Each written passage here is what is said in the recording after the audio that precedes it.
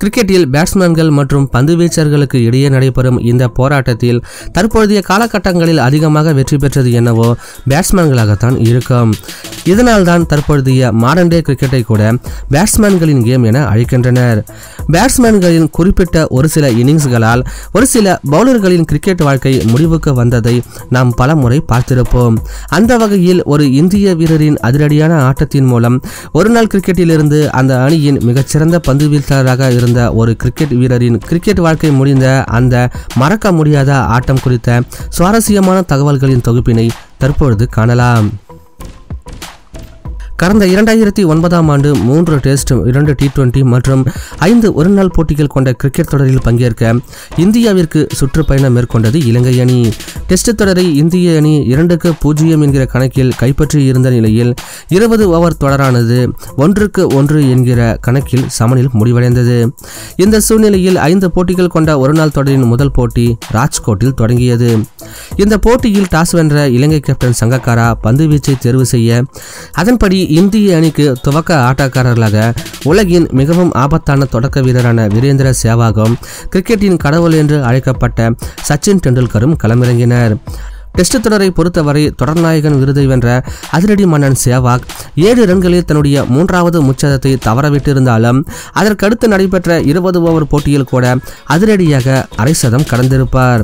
இருந்தாலும் ஒருநாள் போட்டிகளை பொறுத்தவரை இதற்கு முன்பு நடைபெற்ற ஆட்டங்களில் அதிரடியாக ரன்களை குவிக்க முற்பட்டு சொற்ப ரன்களில் விரைவாக தன்னுடைய விக்கெட்டை விட்டுக் கொடுத்தவர் அடுத்து மிக பெரியதொரு இன்னிங்ஸை ஆடி கொடுக்க வேண்டிய கட்டாயத்திலும் இருந்தார்.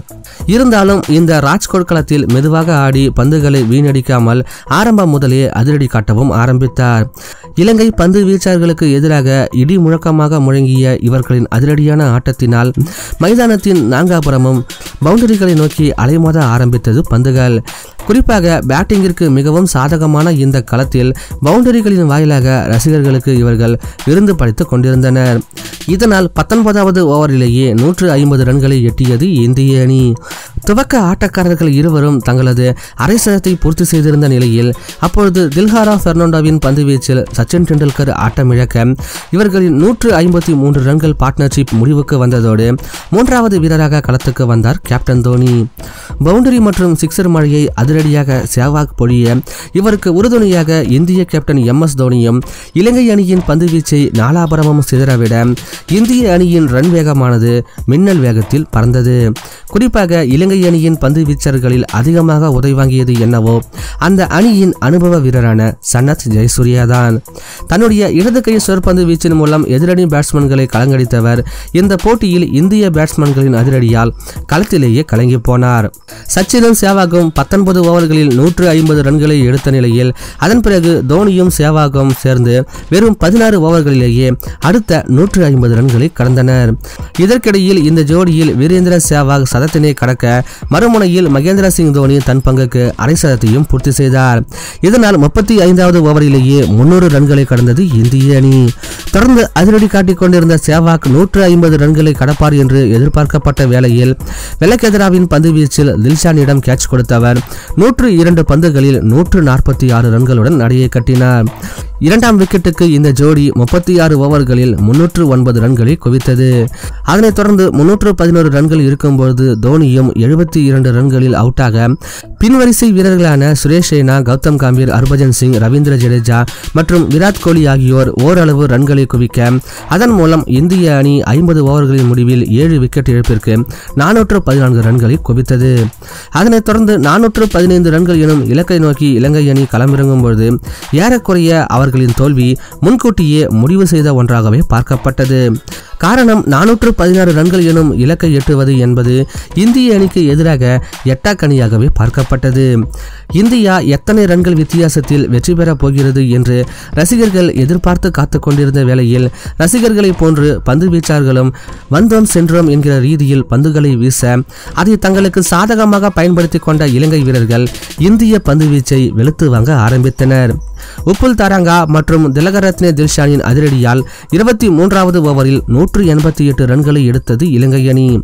தில்ஷான் அதிரடியாக சதத்தினை பூர்த்தி செய்ய அவரது பார்ட்னரான தரங்காவோ தன்னுடைய அரை சதத்தையும் பூர்த்தி செய்தார். தரங்கா ஆட்டமிழந்ததை தொடர்ந்து களத்துக்கு வந்த சங்கக்காராவின் அதிரடியால் இலங்கை அணியின் ரன் வேகமோ ஜெட் வேகத்தில் முன்னேற ஆரம்பித்தது.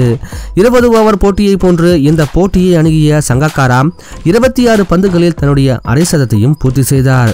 இந்திய பந்து வீச்சர்களுக்கு எதிராக இவர் செலுத்திய இந்த ஆதிக்கத்தின் மூலம் இந்திய அணியின் வெற்றியானது ரசிகர்களுக்கு சந்தேகத்தை ஏற்படுத்தியது.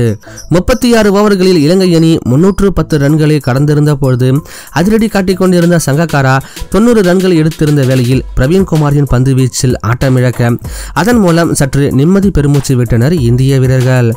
சங்கக்காரா ஆட்டமிழக்கும் போது இலங்கை அணியின் வெற்றிக்கோ 81 பந்துகளில் 99 ரன்கள் தேவைப்பட்டது. 8 விக்கெட்டுகள் மீதமிருந்த நிலையில் ஏறக்குறைய இலங்கை அணியின் வெற்றி உறுதி செய்யப்பட்டதாகவே பார்க்கப்பட்ட பொழுது 36வது ஓவரை வீச வந்த ஹர்பஜன் சிங், சனத் ஜெயசூர்யா மற்றும் அதிரடி காட்டிக் கொண்டிருந்த திலகரத்ன தில்ஷான் ஆகியோரை சீரான இடைவெளியில் வெளியேற்ற அதன் மூலம் ஆட்டம் இறுதி ஓவர் வரை சென்றது.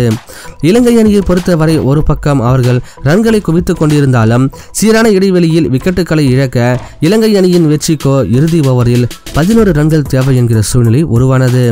பரபரப்பாக வீசப்பட்ட இந்த ஓவரின் 4வது பந்தில் பொறுப்பான ஆட்டத்தை வெளிப்படுத்தி வந்த இளம் வீரரான மேத்யூஸின் விக்கெட்டை வீழ்த்தி 3 ரன்கள் வித்தியாசத்தில் இந்திய அணி த்ரில் வெற்றி பெற காரணமாக அமைந்தார் கடைசி ஓவரை வீசிய இடது கை வேகப்பந்து வீச்சாளரான ஆசிஷ் நேரா.